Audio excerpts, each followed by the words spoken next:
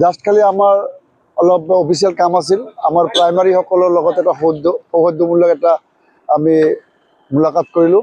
চবৰে লগত আমাৰ দলীয় কৰ্মকৰ্তাসকলৰ লগত জাগাই জাগাই আমি বহিলোঁ। বহি পেলাই তেওঁলোকৰ লগত আমাৰ আগন্তুক ইলেকশ্যন সম্পৰ্কে কাম কাজ কৰাৰ কাৰণে তেওঁলোকক অলপ আলোচনা বিলোচনা কৰিলোঁ। ইয়াৰ মাজতে আমি অলপ সমষ্টিত ঘূৰিলোঁ। ৰেলী হিচাপে লোৱা নাই, সেইটো আমি ৰেলী হিচাপে ল'লে ইয়াততো বহুত ডাঙৰ ৰেলী হৈ যাব। মানে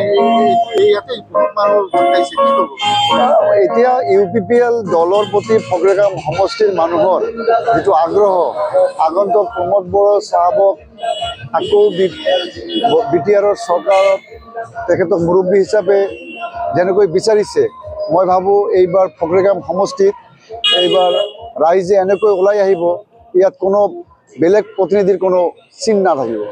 এইবাৰ ফগ্ৰেগাম সমষ্টিটো যেনেকৈ বিজেপি দখলত আছে, উদ্ধাৰ কৰিব পাবনে? কোন সমষ্টি কাৰো দখলত নাই ভাই। কেতিয়া ৰাইজে কাক ভোট দিয়ে তেতিয়া সেয়ে নিৰ্বাচিত হয়। এতিয়া ৰাইজৰ নিশ্চয় আগন্তুক দিন ইতিমধ্যে মন বদলি গৈছে।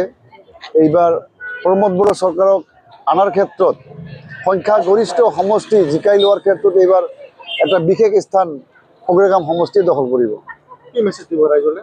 ৰাইজলৈ মোৰ বিনম্ৰ অনুৰোধ যে ফগ্ৰেগাম সমষ্টিক সাম্প্ৰদায়িক শক্তিৰ পৰা উদ্ধাৰ কৰিব লাগে।